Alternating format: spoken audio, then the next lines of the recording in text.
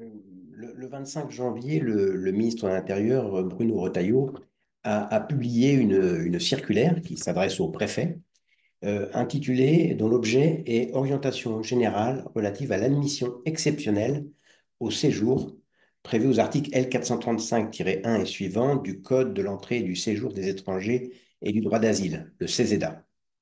Donc, le ministre de l'Intérieur adresse une circulaire aux préfets pour leur indiquer ce qu'ils doivent faire lorsqu'ils sont saisis d'une demande de régularisation d'un étranger qui est en situation irrégulière sur le territoire français. Parce que c'est le préfet qui est compétent pour délivrer des autorisations qui vont permettre à l'étranger qui est en situation irrégulière de se maintenir, d'obtenir un titre de séjour. Et le ministre de l'Intérieur s'adresse au préfet parce qu'il est leur supérieur hiérarchique. Donc il leur dit, en tant que supérieur hiérarchique, il a un pouvoir d'instruction. Il dit, voilà, je vous indique comment vous devez exercer ce pouvoir qui vous est accordé de délivrer des titres de séjour. Et il a semblé nécessaire régulièrement que le ministre de l'Intérieur intervienne. Ce n'est pas la circulaire que prend M. Retailleau n'est pas la première en la matière. Je vais la comparer à la circulaire qui était en vigueur depuis une douzaine d'années, la circulaire Valls du 28 novembre 2012, le ministre de l'Intérieur de l'époque, qui avait le même objet, circulaire relative à conditions d'examen des demandes d'admission au séjour déposées par des ressortissants étrangers en situation irrégulière dans les cadres des dispositions du Code de l'entrée, du séjour et du droit d'asile, le CESEDA. Vous voyez, donc c'est un problème périodique et le ministre de l'Intérieur, en tant que chef de l'administration, indique au préfet comment ils doivent agir.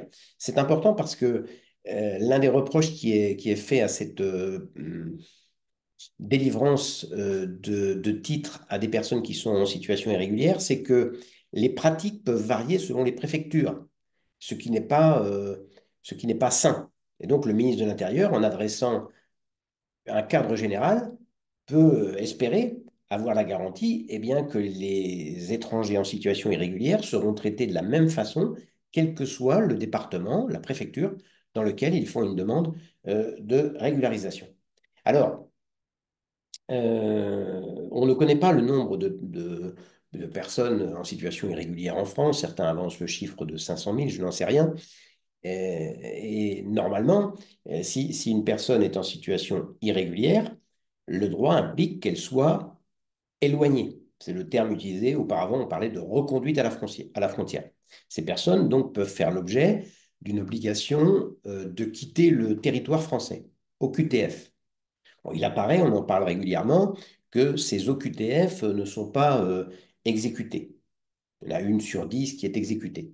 Donc, des personnes sont en situation irrégulière en France, la logique juridique voudrait qu'ils soient éloignés, mais en pratique, il apparaît que c'est difficile dans certains cas.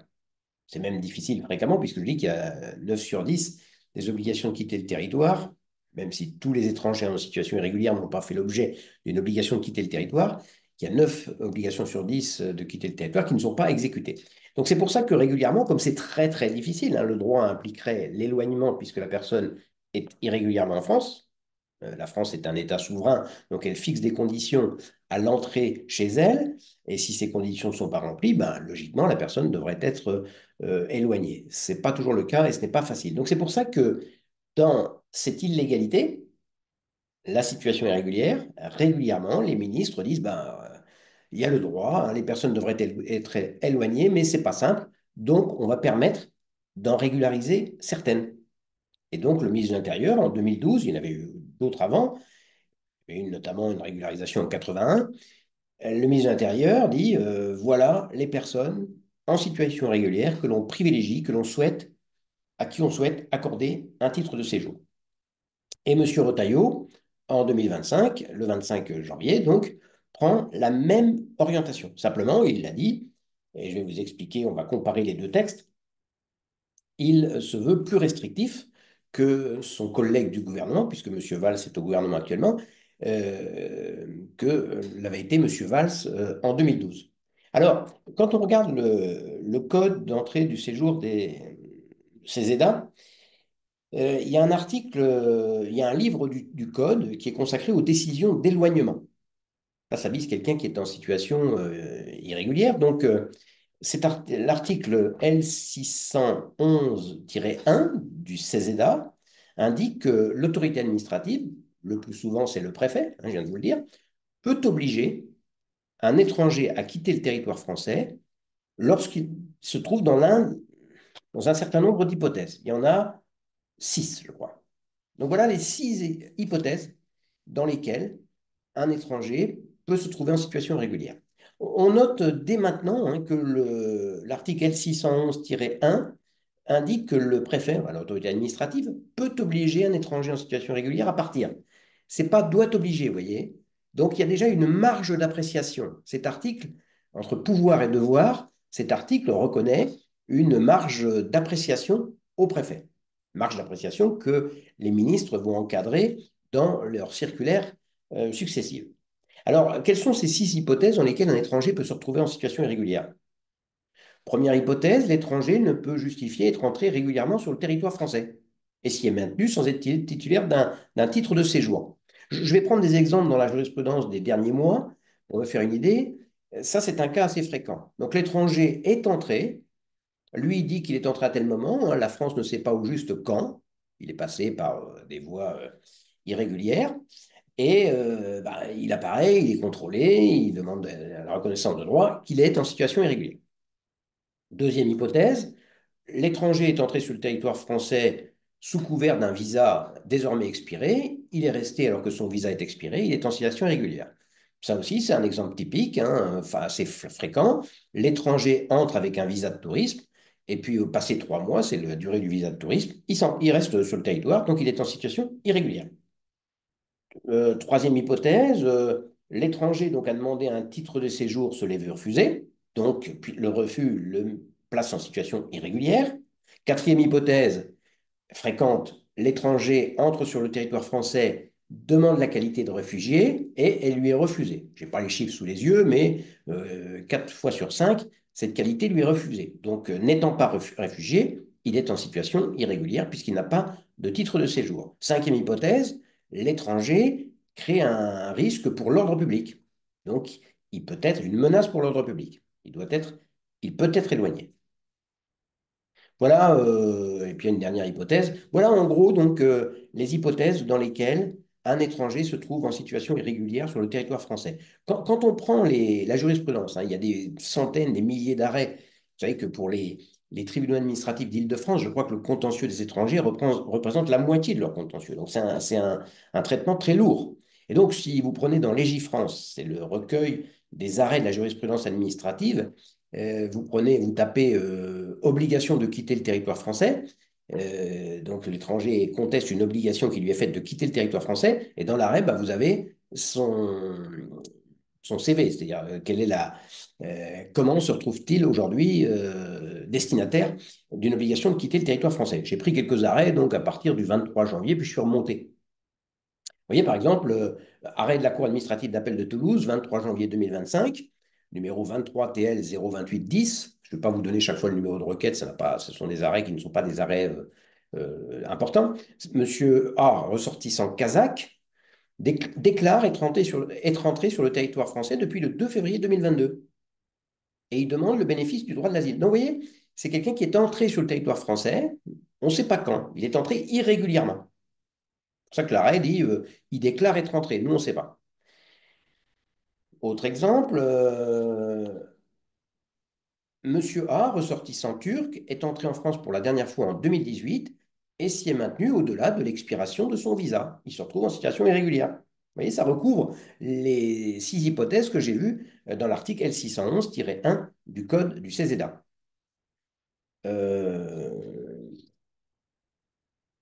Autre exemple, un arrêt de la Cour de Toulouse également du 23 janvier 2025, Madame A, ressortissante marocaine, entrée en France irrégulièrement en 2013 selon ses déclarations.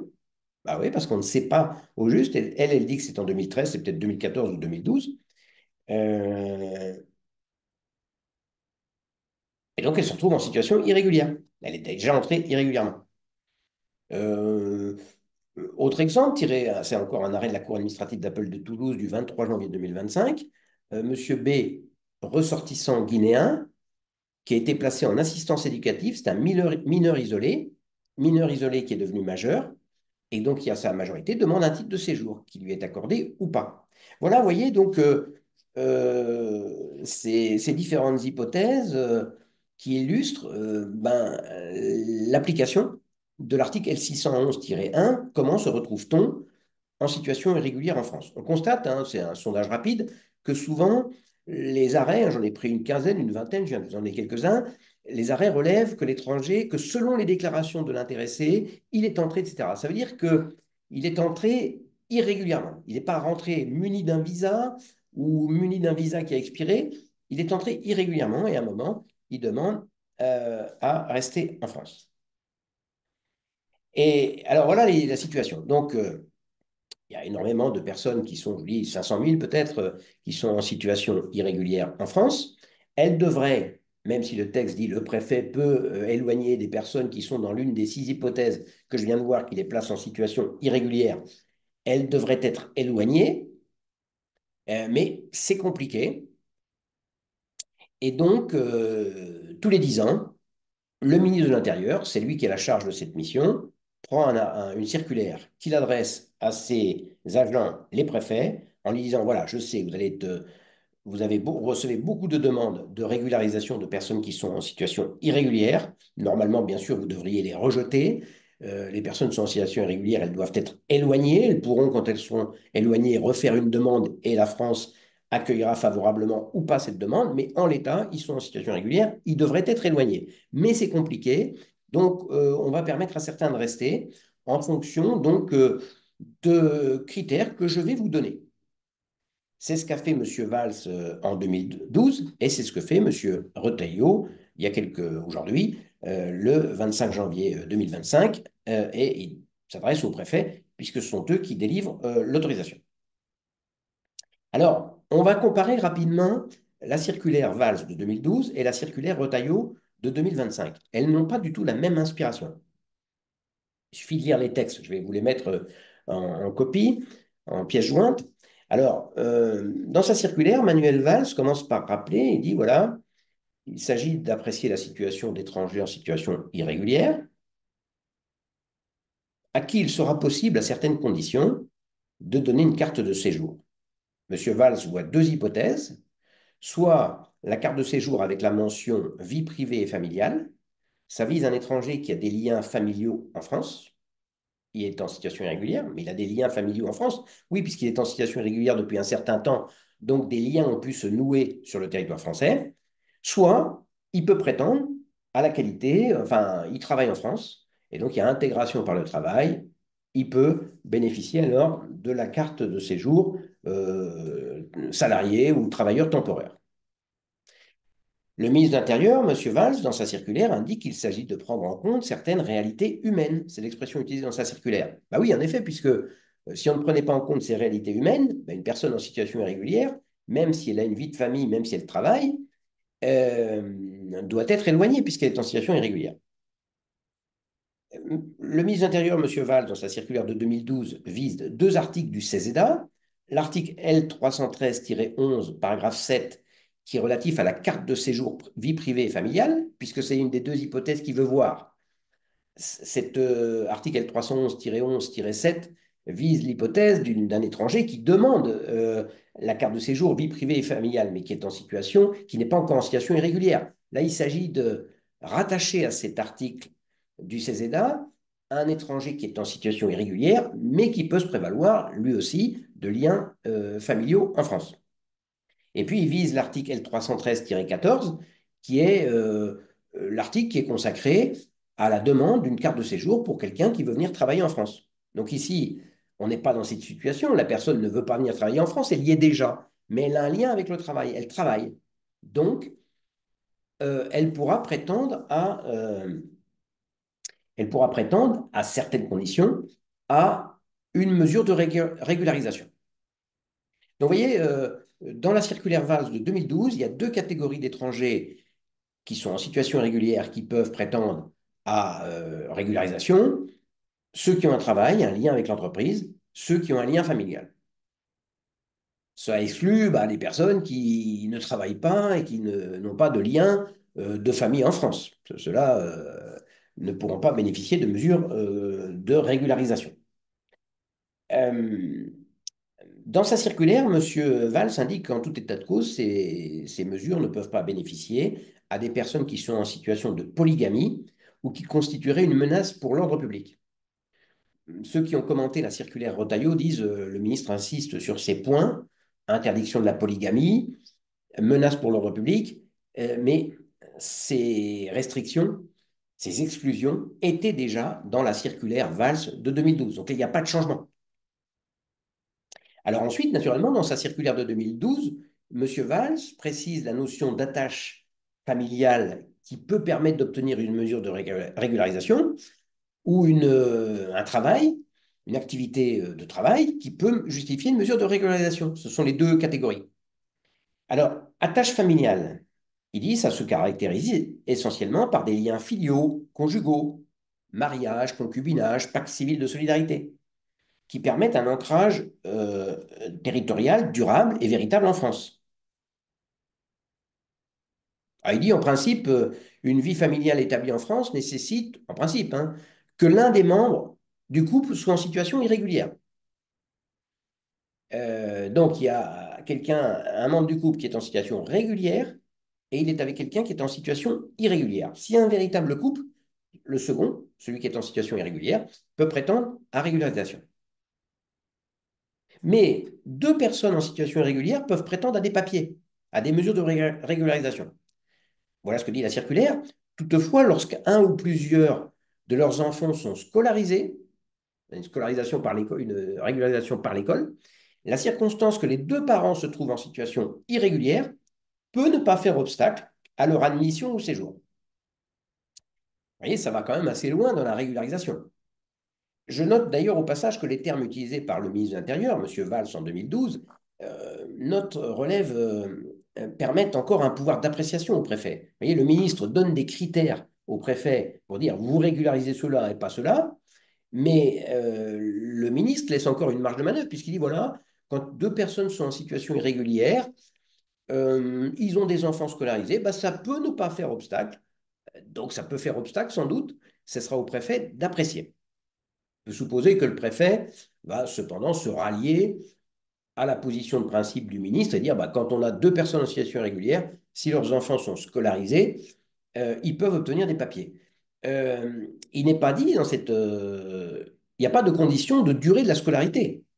L'enfant peut être scolarisé sans doute depuis 2 mois, 3 mois. Donc, vous voyez, c'est quand même assez souple en termes de régularisation, dans la mesure où je ne le verrai pas aujourd'hui. Le droit français, appliquant essentiellement des conventions internationales, scolarise les enfants qui sont en âge d'être scolarisés en France, même s'ils sont en situation irrégulière. Donc, vous voyez, l'enfant est. On va scolariser l'enfant, mais on sait qu'il est en situation irrégulière en France ainsi que ses parents, mais c'est le droit à l'éducation, c'est reconnu par les conventions internationales que la France a ratifiées. Et donc, une fois que l'enfant est scolarisé, les deux parents qui sont en situation irrégulière peuvent prétendre à une régularisation.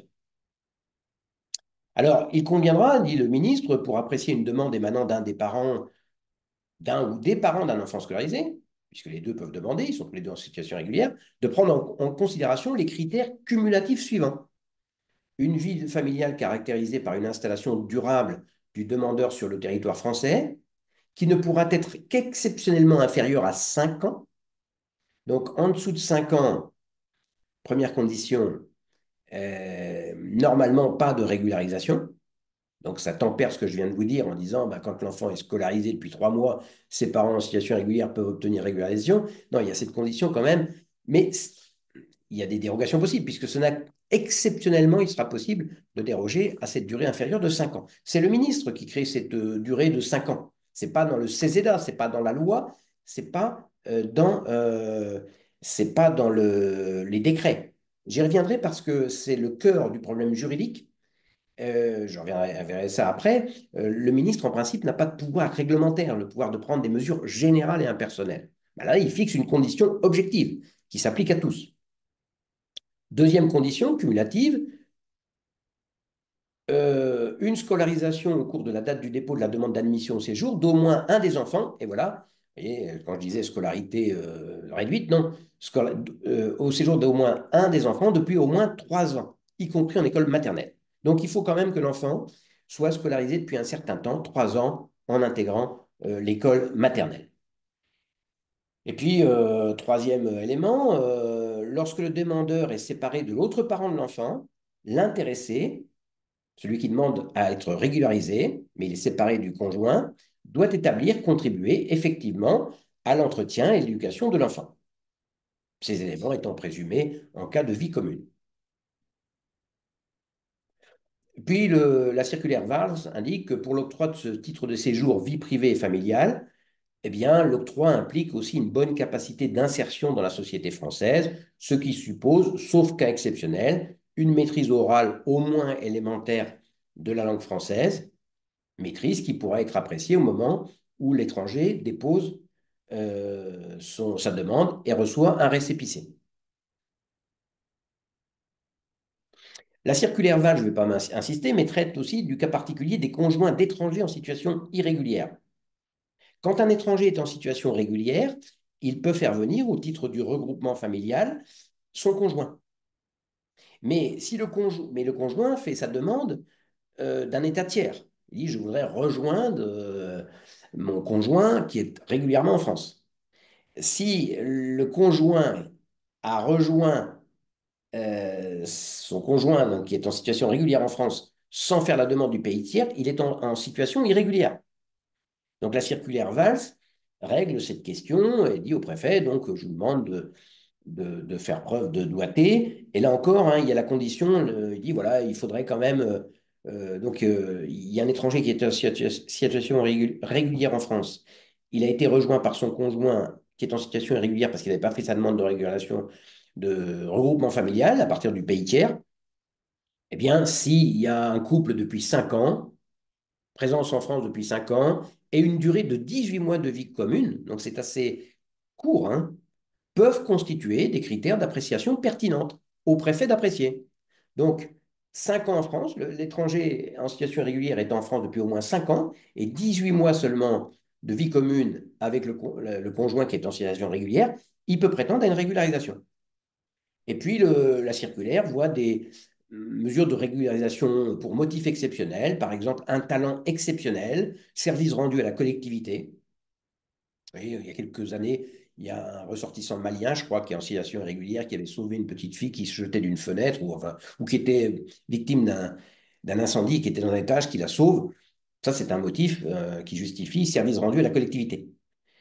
Euh, et puis, sur ce point, vie privée et familiale, première, condition, première hypothèse de régularisation, le ministre rappelle que si l'étranger en situation régulière est au moins égal est en France depuis au moins 10 ans, il faut saisir la commission de titre de séjour et un traitement équitable. Ça veut dire que passé 10 ans de situation irrégulière, l'étranger peut sans doute prétendre à régularisation. Et puis, M. Valls demandait au préfet de porter atteinte, de porter la plus grande attention aux victimes de violences conjugales, de victimes de la traite des êtres humains, qui doivent être accueillis plus facilement en France. Et puis, la seconde partie de la circulaire Valls est consacrée à l'admission au titre au séjour, au titre du travail. La personne travaille en France depuis un certain temps, il y a des besoins de main-d'œuvre, eh bien, elle peut prétendre, elle travaille de manière irrégulière, en situation irrégulière, elle peut prétendre à régularisation. Et d'ailleurs, vous verrez que dans les premières réactions à la circulaire Retailleau viennent des entreprises, des restaurateurs, non plus, non, par ailleurs, qui ont demandé à rencontrer le ministre en disant vous n'avez pas pris conscience de nos difficultés à recruter en France des personnes qui sont en situation régulière. Donc la circulaire Valls travaille là-dessus en disant bah, quand la personne travaille, on peut lui donner des papiers, même s'il est en situation irrégulière. C'est d'ailleurs un sujet qui peut étonner, mais je ne peux pas l'aborder aujourd'hui. C'est que, ben, en principe, l'employeur, quand il recrute quelqu'un, il doit vérifier que cette personne est en situation régulière. Donc on peut s'étonner qu'il y ait autant de travailleurs qui sont en situation irrégulière. Comment ont-ils pu être recrutés? Un restaurateur me disait qu'en fait, l'étranger présente un document et qu'il n'a pas la compétence pour vérifier que ce document est bon ou pas. Donc, c'est pour ça qu'on se trouve dans une situation où il y a des gens qui sont au travail et qui pourtant sont en situation irrégulière. Donc, le ministre Valls, le ministre de l'Intérieur, dans la circulaire de 2012, indique, bon ben voilà, le ministre doit traiter de manière, doit accorder une mesure de régularisation à l'étranger qui justifie d'un contrat de travail ou d'une promesse d'embauche, vous voyez, c'est quand même assez souple, hein, d'une ancienneté de travail de 8 mois consécutifs ou non, sur les 24 derniers mois, ou de 30 mois consécutifs ou non, sur les 5 dernières années. Donc la personne qui est là en France depuis 5 ans et qui a travaillé 30 mois, ça fait 6 mois par an à peu près, hein, peut prétendre à une mesure de régularisation. Puis la troisième condition, c'est d'être en France depuis au moins 5 ans. Si c'est moins, la régularisation ne pourra être qu'exceptionnelle, indique le ministre. Mais néanmoins, dit le ministre, vous pourrez quand même prendre une ancienneté de séjour de 3 ans en France seulement, dès lors que l'intéressé pourra attester d'une activité professionnelle de 24 mois, dont 8 consécutifs ou non dans les 12 derniers mois. La preuve est établie par des bulletins de salaire, ça évite le travail au noir. Cela étant, le ministre dit ben, les bulletins de salaire peuvent être réalisés de manière rétroactive par l'employeur. Mais d'autres modes de preuve sont possibles, virement bancaire, il y a une somme qui tombe tous les mois, ça peut être la preuve d'un travail, ou attestation de l'employeur. Il importe également que les conditions de travail et de rémunération d'un ressortissant étranger en situation irrégulière soient semblables à celles d'un ressortissant national. Il ne faut pas que l'employeur ait profité de cette situation irrégulière pour traiter la personne en situation irrégulière comme un esclave. Euh, alors, il y a des cas particuliers. Dans le cas où un étranger atteste d'une durée de présence particulièrement significative de l'ordre de 7 ans, par exemple, et du versement effectif de salaire attestant une activité professionnelle égale ou supérieure à 12 mois consécutifs ou non au cours des 3 dernières années, mais ne présente ni contrat de travail ni promesse d'embauche, il vous est possible de lui délivrer, à vous les préfets, une carte de séjour temporaire salarié en vue de lui permettre de trouver un emploi. Un étranger en situation régulière qui atteste d'une durée de présence qui doit être au moins de 5 ans, sauf conditions cas exceptionnelles, peut faire valoir l'exercice d'une activité professionnelle en tant qu'intérimaire. Là, la circulaire ne donne pas de durée du travail intérimaire. Donc, vous voyez, finalement, dans sa circulaire, le ministre de l'Intérieur, en 2012, permettait quand même des régularisations assez massives. Les conditions n'étaient quand même pas extrêmement strictes pour obtenir une mesure de régularisation. La circulaire du ministre de l'Intérieur, Bruno Retailleau, est dans un tout autre esprit. Il commence par rappeler euh, le caractère gracieux, je vais y revenir, de la mesure de régularisation. Je vous rappelle, nous sommes en présence de personnes qui sont en situation irrégulière et si le droit était appliqué, il devrait être éloigné, mais on n'y parvient pas. Donc, à l'intérieur de cette illégalité, on accorde une mesure de faveur. C'est ce qu'on appelle en droit une mesure gracieuse. Donc, M. Retailleau commence à rappeler qu'il ne s'agit pas d'un statut, d'un droit qui est reconnu. Il commence par rappeler le caractère gracieux. La voie de l'admission exceptionnelle au séjour n'est pas la voie normale d'immigration et d'accès au séjour. Visant des étrangers en situation irrégulière, elle doit demeurer une voie exceptionnelle car dérogatoire aux logiques classiques d'admission au séjour, afin de répondre conformément à son objet à des situations présentant des enjeux humanitaires ou exceptionnels. Voilà ce que dit M. Retailleau. Il dit le droit implique qu'on entre en France qu'en ayant demandé l'autorisation à la France d'entrer en France, d'y séjourner. Quand on n'a pas ce droit ou quand ce droit a expiré, on est en situation irrégulière, on doit partir. Ce ne sont que des enjeux humanitaires ou exceptionnels qui peuvent justifier une dérogation à ces principes juridiques. Le ministre explique que ce pouvoir de régularisation confié au préfet, qu'il encadre par sa circulaire, s'appuie sur l'article L431-435-1 du CESEDA. l'étranger dont l'admission au séjour répond à des considérations humanitaires ou se justifie au regard des motifs exceptionnels qu'il fait valoir, peut se voir délivrer une carte de séjour temporaire portant la mention salarié, travailleur temporaire ou vie privée familiale. Lorsqu'elle envisage de refuser la demande d'admission exceptionnelle au séjour formée par un étranger qui justifie par tout moyen résider habituellement en France depuis plus de 10 ans, c'est comme dans la circulaire Valls tout à l'heure, l'autorité administrative est tenue de soumettre sa demande pour avis à une commission du titre de séjour. Le ministre, alors, dans la circulaire Retailleau, il n'y a pas du tout les deux hypothèses. J'ai une vie familiale en France, j'ai des attaches qu'on essaye de déterminer comme le fait, on essaie de déterminer des conditions minimales comme le faisait Monsieur Valls dans sa circulaire de 2012, où j'ai un travail en France, on détermine des conditions minimales d'emploi qui peuvent permettre d'obtenir la régularisation. Il n'y a rien de tout cela dans la circulaire Retailleau. Monsieur Retailleau dit, bon, il y a nous sommes en présence de mesures de régularisation qui ne peuvent être qu'exceptionnelles. On ne crée pas un statut vie familiale ou travail salarié. Euh, on peut examiner, dit-il, une demande de régularisation si l'étranger est en France depuis au moins 7 ans. Euh, c'est un des indices d'intégration. Ça fait longtemps qu'il est là. Mais vous voyez, dans la circulaire Valls, il y avait fréquemment 3 ans, 5 ans, avec des conditions. Là, c'est au moins 7 ans. Et l'étranger, pour obtenir cette régularisation, pourra sans doute invoquer des liens familiaux, des liens de travail. Il dit, je travaille en France, j'ai des liens de famille, mais ce n'est pas indiqué dans la circulaire. Il n'est pas dit, bah, quand vous avez des enfants scolarisés, quand vous travaillez, vous avez un contrat de travail. Pas, rien de tout cela. C'est le préfet qui apprécie. En dessous de 7 ans, normalement, sauf circonstances exceptionnelles, il doit refuser la régularisation.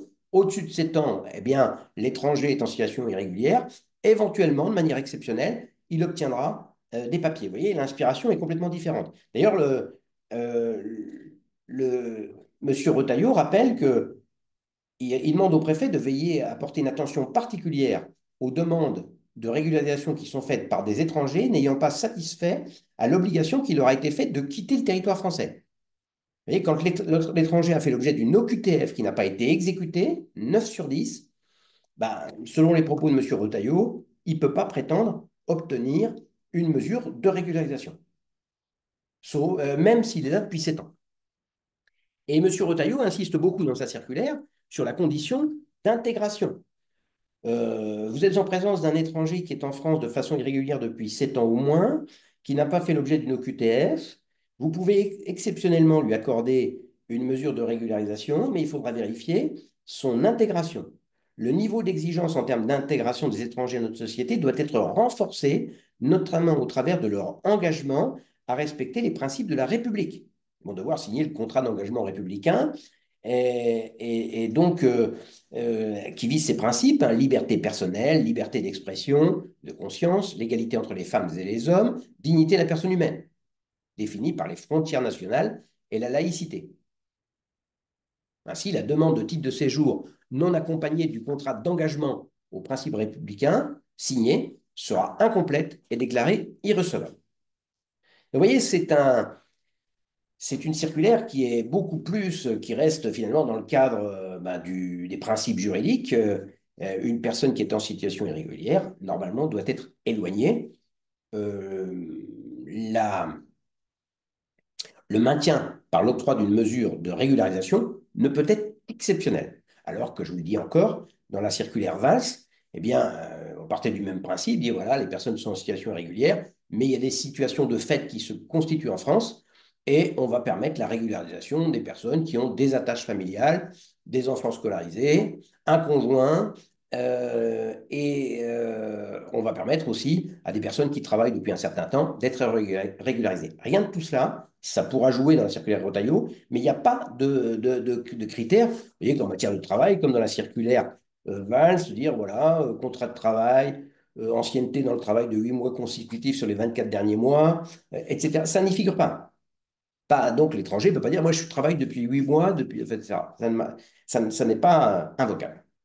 Alors, Maintenant, d'un point de vue juridique, juridiquement, il faut se demander ce que sont ces circulaires de régularisation, celles de 2012 comme celles de 2025. Il y a deux questions. Première question, est-ce qu'un justiciable, un étranger en situation irrégulière, une association type le GISTI, peut introduire un recours pour excès de pouvoir contre la circulaire? Est-ce que c'est un acte attaquable? Première question. Peut-elle faire l'objet d'un recours pour excès de pouvoir? Seconde question, qui n'est pas liée, est-ce que la circulaire est un acte invocable? Une personne en situation irrégulière, alors ça vaut beaucoup plus pour la circulaire Valls qui posait des critères. Vous voyez, une personne en situation irrégulière en Gironde demande au préfet de Gironde une régularisation et en disant, voilà, nous sommes en application de la circulaire de 2012, donc jusqu'à hier, jusqu'à la circulaire Retailleau. Bah, écoutez, j'ai un contrat de travail, une ancienneté dans le travail de 8 mois sur les 24 derniers mois. Je suis là depuis 5 ans. Je demande une régularisation. Est-ce que le préfet de Gironde la refuse? Est-ce que l'étranger peut attaquer ce refus de régularisation et dire, soutenir que ce refus est illégal parce qu'il remplissait les trois conditions posées par le ministre qui n'ont pas été respectées et le préfet n'en a pas tenu compte. Vous voyez, ça, c'est l'invocabilité. Est-ce que je peux me prévaloir de la circulaire? C'est différent du fait de savoir si je peux l'attaquer. Alors, je vais voir ces deux points. Donc, tout d'abord, recevabilité du recours.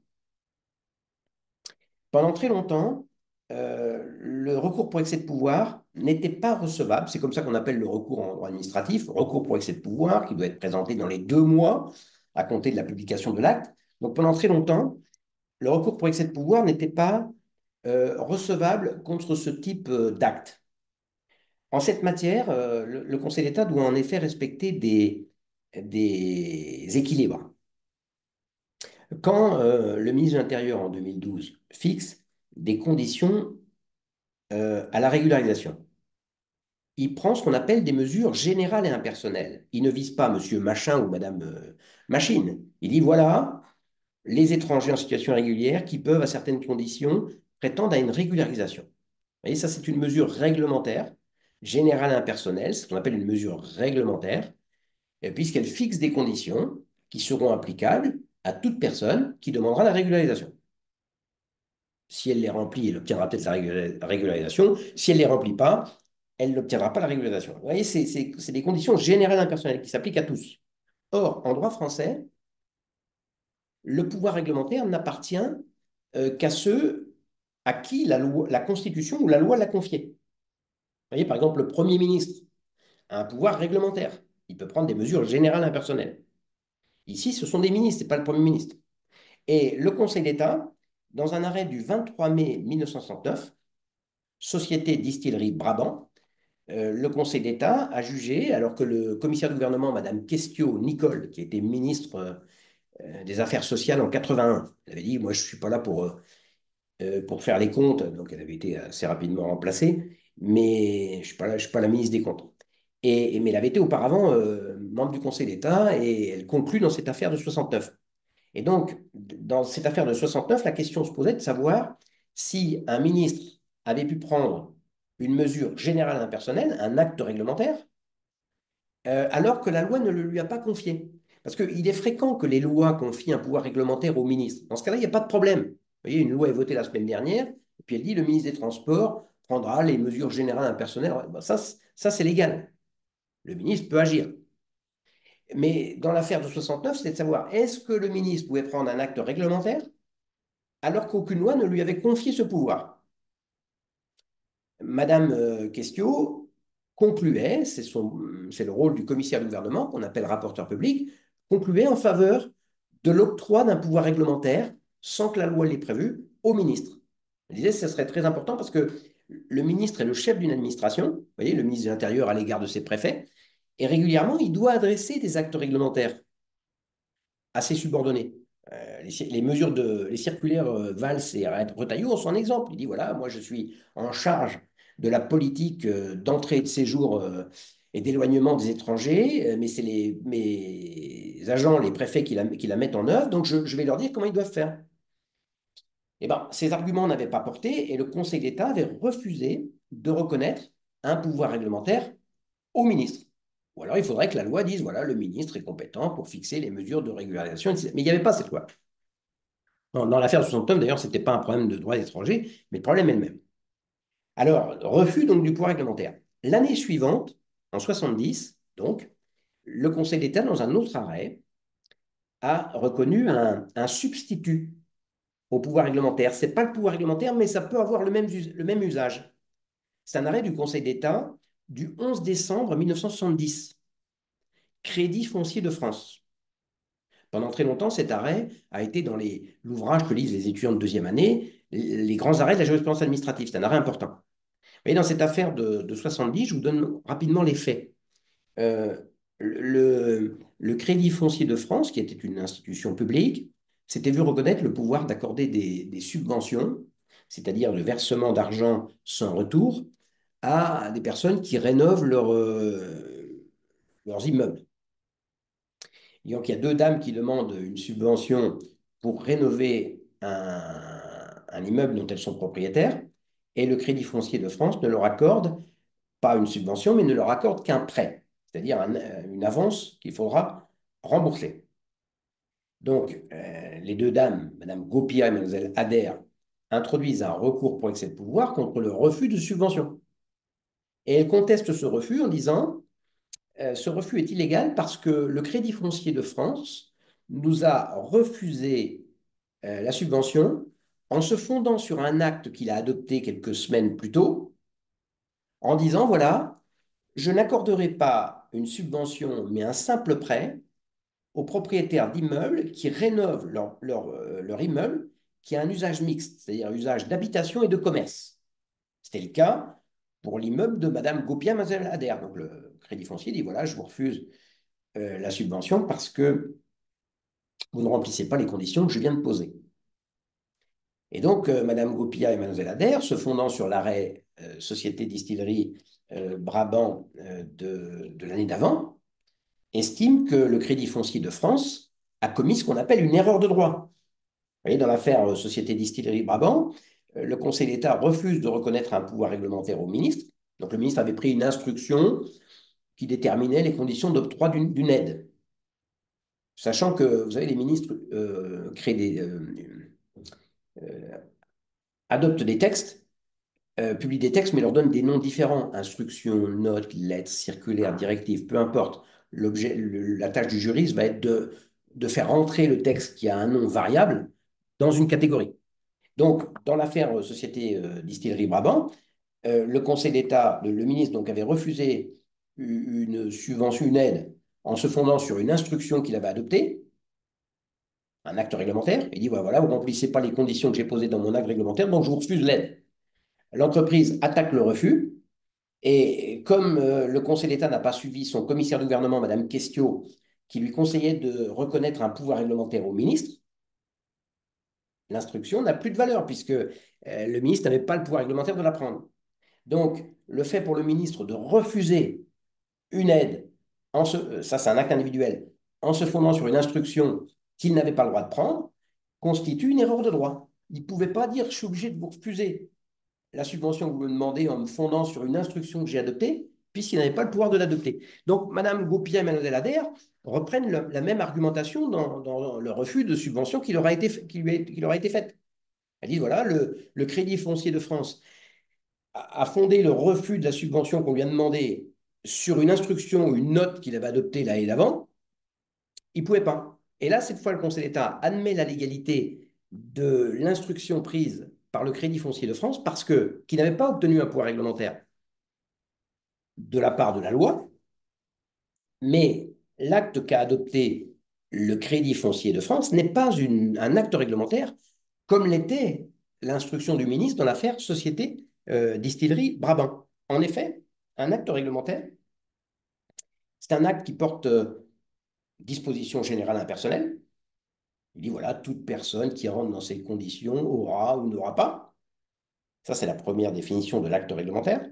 Et donc, l'orientation prise par le Crédit foncier de France qui consiste à dire une personne, un propriétaire d'immeuble qui a usage mixte, qui rénove cet immeuble, ne pourra pas prétendre à une subvention, mais un simple prêt. Ça, c'est, de ce point de vue, c'est une norme générale impersonnelle. Ça répond à la définition de l'acte réglementaire. Mais un acte réglementaire, c'est également un acte obligatoire. Or, l'instruction adoptée par le Crédit foncier de France indiquant que le Crédit foncier n'accordera que des prêts quand il s'agit de la rénovation d'un local à usage mixte n'était pas un acte réglementaire car il n'était pas obligatoire. Le Crédit foncier de France disait, il faut voir la rédaction de l'acte en cause, disait voilà, je vais crouler sous les demandes de subventions, je ne pourrai pas les honorer toutes, donc je n'accorderai des subventions qu'à la rénovation d'immeubles à usage d'habitation. Cela étant, cela étant, si vous présentez une demande de subvention alors que votre immeuble est à usage mixte, je pourrais quand même vous accorder la subvention si vous présentez des circonstances particulières à votre dossier ou un motif d'intérêt général qui justifierait que je déroge au principe que j'ai posé. Et donc, vous voyez, l'acte n'a plus une portée obligatoire. C'est une orientation. Et à quoi ça sert? Eh ben, ça sert que le Crédit foncier de France va être submergé de demandes. Il devrait les examiner toutes les unes après les autres. Mais dès lors que le Conseil d'État admet cette norme d'orientation, eh bien, à partir du moment où le demandeur d'une subvention n'invoque, pour un local à usage mixte, n'invoque pas de circonstances particulières ou un intérêt général, eh bien, le Crédit foncier pourra éliminer la demande de subvention sans examiner particulièrement le dossier. Il faudra que, vous voyez, la charge de la preuve est du côté du demandeur. Il dit, voilà, je sais que je vous demande une subvention pour un local à usage mixte. J'ai bien vu dans votre orientation que vous n'accordez pas de subvention dans ces cas-là, mais regardez mon dossier, il y a des circonstances particulières qui doivent justifier que vous n'appliquiez pas la règle que vous avez posée. Et la balle est dans le camp du demandeur. Et le Conseil d'État, dans l'arrêt Crédit foncier de France, qui crée ce qu'on a appelé les directives, vous voyez, on a appelé ces normes d'orientation qui sont des normes à caractère général mais pas obligatoire, on appelait ça des directives. Et puis, à partir il y a une dizaine d'années, le Conseil d'État a appelé ça ligne directrice, parce que directive, bah, il y avait confusion avec les directives européennes. Donc, l'arrêt Crédit foncier de France, c'est un arrêt du 11 décembre 1970, qui a été très longtemps donc, dans le Gaja. Et alors, le Conseil d'État avait jugé que, puisque la directive qu'il crée, dont il donne le régime juridique dans cet arrêt, n'est pas un acte réglementaire, elle n'est pas susceptible de recours pour excès de pouvoir. Ce n'est pas un acte administratif, ne peut pas être attaqué. Vous voyez, ça permet de sauver la règle sur laquelle une autorité à qui on n'a pas donné le pouvoir réglementaire n'a pas le pouvoir réglementaire. Donc l'acte adopté par le Crédit foncier n'est pas un acte réglementaire, c'est une simple norme d'orientation. Donc le recours pour excès de pouvoir direct contre elle n'est pas possible. En revanche, le juge va quand même pouvoir en connaître parce que, bah, à l'occasion de l'application qui va être faite de la norme, eh bien, le juge pourra apprécier. Vous voyez, Madame Gopia se voit refuser une subvention en se fondant sur l'orientation. Elle pourra attaquer le refus de subvention, ça c'est un acte attaquable, bien sûr, c'est l'acte individuel, et puis à cette occasion, dire le Crédit foncier m'a appliqué la directive qu'il a adoptée, mais il aurait dû, au contraire, y déroger parce que je présentais, mon dossier avait des circonstances particulières qui justifiaient une dérogation.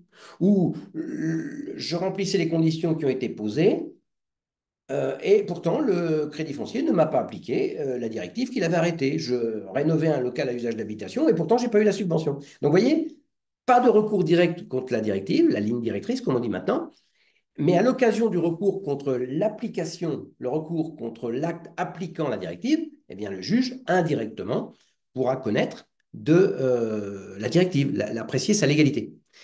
Euh, la directive est donc invocable par l'administré. Il dit, je vous demande de m'appliquer la directive. Vous avez posé une norme, hein, la ligne directrice, je vous demande de me l'appliquer. Cela étant, au fil du temps, je ne vais pas retracer toute la jurisprudence, le Conseil d'État a admis le recours pour excès de pouvoir contre ce qu'il a appelé les lignes directrices, c'est-à-dire les directives de l'arrêt Crédit foncier de France. L'évolution a commencé avec un arrêt du Conseil d'État du 21 mars 2016, Société Fairvesta, F-A-I-R-V-E-S-T-A, c'est un arrêt qui est dans le Gaja. C'est à propos d'une note de l'autorité des marchés financiers. Et puis, dans un arrêt qui nous rapproche de notre sujet, Dans un arrêt du 12 juin 2020, GISTI, Groupement d'information et de soutien aux travailleurs immigrés, arrêt qui lui aussi est dans le Gaja, 12 juin 2020, eh bien, le Conseil d'État a ouvert encore plus largement le recours pour excès de pouvoir. Voilà ce que dit le Conseil d'État dans cet arrêt. Les documents de portée générale émanant d'autorités publiques, matérialisés ou non, peut être une note sur le site internet, ça, tels que les circulaires, instructions, recommandations, notes, présentations, interprétations du droit positif, peuvent être déférés au juge de l'excès de pouvoir. Quand? Lorsqu'ils sont susceptibles, tous ces actes, d'avoir des effets notables. C'est l'expression importante. Effets notables sur les droits ou la situation d'autres personnes que les agents chargés, le cas échéant, de les mettre en œuvre. Ont notamment de tels effets notables ceux de ces documents qui ont un caractère impératif ou présentent le caractère de ligne directrice. Vous voyez, notamment, il y a les lignes directrices de l'arrêt Crédit Foncier de France, les actes à caractère impératif, mais d'autres actes, tous les actes de portée générale qui ont un effet notable. Dans cette affaire de 2020, le GISTI contestait une note d'une direction centrale de la police aux frontières. Vous voyez, c'était une note interne à l'administration qui était relative aux fraudes documentaires organisées en Guinée-Conakry sur les actes d'état civil. Donc, cette direction envoie une note aux agents qui sont examinés, qui sont chargés d'examiner les demandes de papiers d'étrangers et dit faites attention, il y a beaucoup d'actes d'état civil frauduleux émis en Guinée-Conakry. Le GISTI attaque cette note qui va avoir, et le Conseil d'État donc admet le recours pour excès de pouvoir contre cette note parce qu'elle va avoir des effets notables sur des personnes de Guinée-Conakry qui vont demander des papiers en France.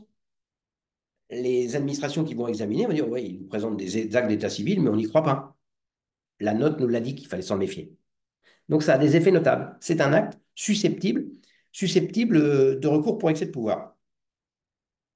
Eh bien, compte tenu de cette évolution qui élargit la possibilité du recours pour excès de pouvoir. Vous avez dit dans l'arrêt Crédit foncier de France, la directive qu'on appelle aujourd'hui ligne directrice du Crédit foncier de France n'était pas susceptible d'un recours pour excès de pouvoir direct.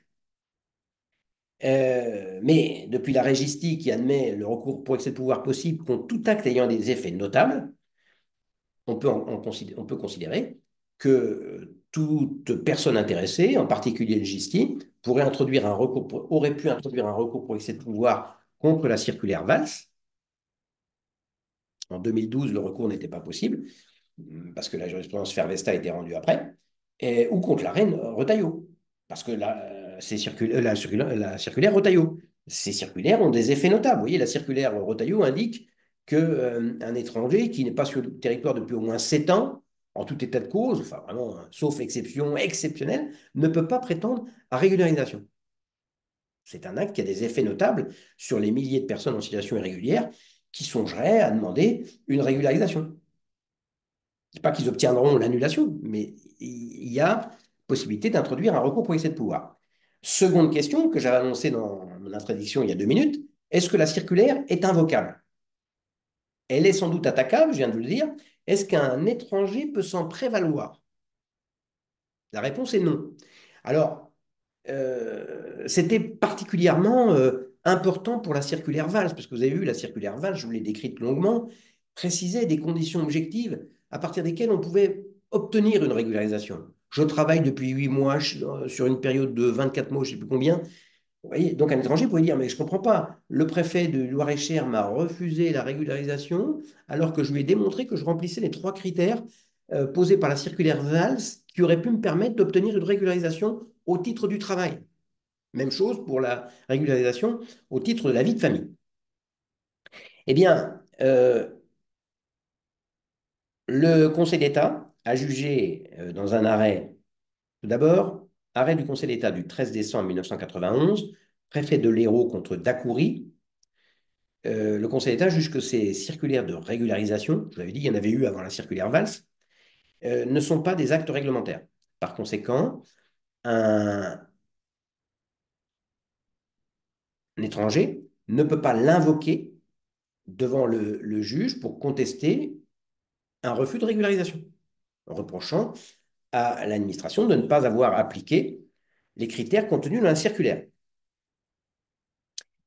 Heureusement que ce n'était pas un acte réglementaire, hein, puisque le ministre n'ayant pas de pouvoir réglementaire, sauf si la loi le lui a donné, et en l'occurrence, elle ne le lui a pas donné, eh ben, en vertu de l'arrêt Société de distillerie Brabant de 69, la circulaire aurait été annulée. Donc Dacoury nous dit que ce n'est pas un acte réglementaire. Et le Conseil d'État nous indique également dans un arrêt du 4 février 2015, Cortez-Ortiz, C-O-R-T-E-S, plus loin Ortiz, O-R-T-I-Z, que la circulaire Valls, et ça vaut pour la circulaire Rotaillot, n'est pas une ligne directrice dont l'étranger pourrait se prévaloir. Je vous l'ai dit, hein, dans l'arrêt Crédit foncier de France, la directive qu'on appelle maintenant ligne directrice n'était pas susceptible de recours, mais Madame Gopia pouvait s'en prévaloir, l'invoquer pour en demander l'application. Eh bien, le Conseil d'État, dans l'arrêt Cortez-Ortiz, a jugé que la circulaire Valls, et ça vaudra pour la circulaire Rotaillot, n'est pas une ligne directrice, donc elle n'est pas susceptible d'être invoquée. Ce n'est pas contradictoire avec ce que je viens de vous dire à propos du recours pour excès de pouvoir direct. Oui, puisque la Régistique 2020 indique que le recours pour excès de pouvoir est possible contre tous les actes ayant des effets notables, notamment les lignes directrices. Donc il y a d'autres actes. Donc un acte peut être susceptible de recours pour excès de pouvoir et ne pas être invocable. Alors, comment ça se fait que dans l'arrêt Crédit foncier de France, alors que le Crédit foncier de France avait posé une norme qu'on appelle ligne directrice, indiquant qu'il accorderait des subventions dans tel cas et des prêts dans tel autre. Comment se fait-il que les demandeurs de subventions puissent invoquer la directive, la ligne directrice, dire vous ne l'avez pas appliquée ou vous l'avez mal appliquée, alors que dans l'affaire Cortez-Ortiz, un étranger en situation irrégulière ne peut pas se prévaloir de la circulaire. Le préfet du Loir-et-Cher m'a refusé la régularisation alors que je remplissais les conditions posées par la circulaire Valls. Je dis, l'argument, de toute façon, serait beaucoup plus difficile avec la circulaire Rotaillot, qui n'attribue pratiquement pas de, entre guillemets, de droit. Mais sur le fondement de la jurisprudence Valls, qui posait des critères très précis. Donc, pas invocable. Pourquoi cette différence? Vous voyez, on a l'impression d'être dans les mêmes situations. En fait, on n'est pas dans la même situation selon le Conseil d'État. Dans l'affaire Crédit foncier de France, le Crédit foncier de France a reçu de l'État la compétence pour distribuer des subventions aux personnes qui rénovent leur immeuble. Euh, il y a, je ne sais pas moi, 1 milliard de francs à l'époque qui est débloqué et le Crédit foncier va être submergé de demandes. Il va recevoir des milliers de dossiers puisque il verse de l'argent sans retour. Et de ce fait, il se dit, ben, je vais essayer d'ordonner un peu mon pouvoir. Moi, j'ai 1 milliard et je vais avoir 10 milliards de demandes. Donc, je vais fixer des critères objectifs pour indiquer comment je vais choisir parmi les 10 milliards potentiels que je pourrais dépenser si je satisfaisais toutes les demandes, mais je ne peux pas parce que j'ai qu'1 milliard. Je vais déterminer les critères objectifs. Étant entendu que si une personne ne remplit pas les critères objectifs que j'ai fixés, elle peut toujours me démontrer que son dossier particulier justifie une mesure de dérogation. C'est toujours possible. C'est pour ça que l'acte, l'orientation, la directive n'est pas un acte réglementaire obligatoire, mais une ligne directrice. Mais dans l'arrêt Crédit foncier de France, on est dans le cadre du droit. Euh, le Crédit foncier de France a un très large pouvoir d'appréciation, mais toutes les personnes qui demandent un dossier sont dans une situation, dans une aide, sont dans une situation régulière. Simplement, il faut choisir. Alors que dans l'affaire des circulaires de régularisation, nous sommes en présence de situations irrégulières. Les milliers d'étrangers qui vont demander une mesure de régularisation sont en situation irrégulière. Si le droit s'appliquait, pouvait s'appliquer, il devrait être éloigné. Simplement, du fait des difficultés de fait, eh bien, on régularise certains. Mais c'est régulariser une situation irrégulière. Donc, ils ne peuvent pas se prévaloir d'un droit. Et dans l'affaire Crédit foncier de France, ben, potentiellement, avant que le Crédit foncier ne dise, ah ben non, je n'accorderai pas de subvention quand il s'agit de rénover un local à usage mixte, ben, avant ce texte, toutes les personnes potentiellement qui rénovent pouvaient prétendre à une aide. Mais comme le Crédit foncier de France sait qu'il n'a pas les moyens d'aider tout le monde, il a restreint le champ des possibles. Mais dans le cadre, mais toutes les personnes potentiellement étaient en droit de demander une subvention, mais ce droit était réduit. Alors que dans les circulaires de régularisation, toutes les personnes sont en situation irrégulière. Si l'État était efficace, elles seraient toutes éloignées, mais ce n'est pas possible. Et donc, ce que M. Valls ou M. Retailleau encadrent, c'est l'octroi non pas d'un droit, mais d'une mesure purement gracieuse, une faveur. Et c'est ce qu'explique le Conseil d'État dans l'arrêt Cortez-Ortiz. Voilà ce qu'il dit. Dans le cas où un texte prévoit l'attribution d'un avantage sans en avoir défini l'ensemble des conditions permettant de déterminer à qui l'attribuer parmi ceux qui sont en droit d'y prétendre. C'est la situation Crédit foncier de France. Il y a une subvention possible, mais la loi n'a pas déterminé précisément ceux qui pouvaient y prétendre. L'autorité compétente peut, alors qu'elle ne dispose pas en la matière d'un pouvoir réglementaire, encadrer l'action de l'administration, c'est-à-dire encadrer son action, dans le but d'en assurer la cohérence, en déterminant par la voie de lignes directrices, sans édicter aucune condition nouvelle, des critères permettant de mettre en œuvre le texte en cause, sous réserve de motifs d'intérêt général, conduisant à y déroger et de l'appréciation particulière de chaque situation. On rappelle, dans l'arrêt Crédit foncier de France, pas de subvention, simplement un prêt pour les rénovations à usage mixte, mais possibilité d'invoquer des circonstances particulières ou l'intérêt général qui justifierait de déroger à cette règle. Que dans ce cas, la personne est en droit de prétendre à l'avantage en cause, peut se prévaloir devant le juge administratif de telles lignes directrices si elles ont été publiées. Qu'en revanche, et là on arrive pour les circulaires de régularisation, il en va autrement dans le cas où l'administration peut légalement accorder une mesure de faveur au bénéfice de laquelle l'intéressé ne peut faire valoir aucun droit. Bah oui, il n'a pas de droit puisqu'il est en situation irrégulière. Il va dire moi je droit, je droit. Non, il est en situation irrégulière. Que s'il est loisible dans ce dernier cas à l'autorité compétente de définir des orientations générales pour l'octroi de ce type de mesures, l'intéressé ne saurait, hein, le Conseil d'État parle comme un wallon, veut dire ne pourrait, l'intéressé ne pourrait se prévaloir de telles orientations à l'appui d'un recours formé devant le juge administratif. Vous voyez, dans le cadre de la circulaire Valls, l'étranger ne peut pas dire ah mais moi je travaille en France, j'ai travaillé 8 mois dans les 3 dernières années, je ne sais plus, j'ai droit. Ah non, vous êtes en situation irrégulière. Simplement, on n'arrive pas à éloigner, donc on prend des mesures gracieuses, mais on ne peut pas se prévaloir d'un texte qui encadre l'octroi de mesures purement gracieuses. Voilà la différence qui explique pourquoi la directive est invocable dans l'affaire Crédit foncier de France et qu'elle ne l'est pas, la ligne directrice, qu'elle ne l'est pas, enfin la circulaire, Retailleau ou Valls ne l'est pas à propos donc de mesures de régularisation. Euh,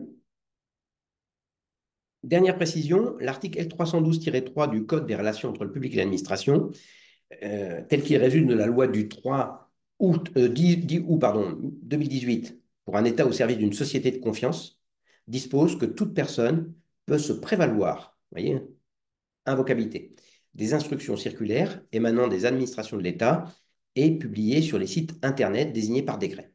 En dépit de cette évolution législative, qui est intervenue après l'arrêt Cortez-Ortiz, qui avait indiqué que la circulaire Valls n'était pas invocable, et bien en dépit de cette évolution, le Conseil d'État a confirmé cette évolution législative. Le Conseil d'État a confirmé qu'un étranger ne peut pas se prévaloir de la circulaire Valls du 28 novembre 2012 en se fondant sur cet article. Le Conseil d'État en a décidé ainsi, alors qu'il était saisi pour avis par la Cour administrative d'appel de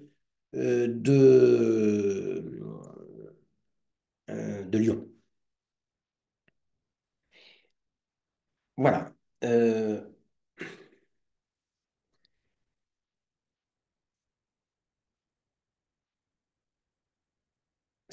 donc, cette solution, le Conseil d'État, donc indiquant que la loi de 2018 ne change rien, c'est un avis du Conseil d'État du 14 octobre 2022. 14 octobre 2022, numéro 462 784.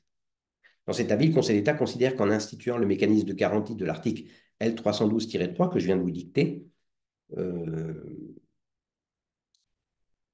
eh bien, toute personne peut se prévaloir des instructions circulaires émanant des administrations de l'État et publiées sur des sites Internet désignés par décret. Donc, euh, en instituant le mécanisme de garantie de l'article L312-3 du Code des relations entre le public et l'administration, le législateur n'a pas permis de se prévaloir d'orientation générale dès lors que celles-ci sont définies pour l'octroi de mesures de faveur, au bénéfice de laquelle l'intéressé ne peut faire valoir aucun droit alors même qu'elles ont été publiées sur un site. Mesures de faveur, puisque je vous l'ai dit, l'étranger qui fait une demande de régularisation est dans une situation irrégulière, donc il ne peut pas se prévaloir d'un droit. Si on le régularise, c'est une mesure de faveur, c'est un non-respect du droit, puisque le droit impliquerait que puisqu'il est en situation irrégulière, il soit éloigné. Voilà ce qu'il fallait dire de la circulaire Retailleau qui vient d'être adoptée, publiée par le ministre de l'Intérieur et qui est donc beaucoup plus restrictive, c'est vrai, que la circulaire Valls qui est dans une autre logique. Alors que la circulaire Valls disait, ben, nous sommes dans le gracieux, mais on va permettre à certaines conditions la régularisation. Monsieur Retailleau rappelle que on est dans le gracieux et en principe, il n'y a pas de régularisation.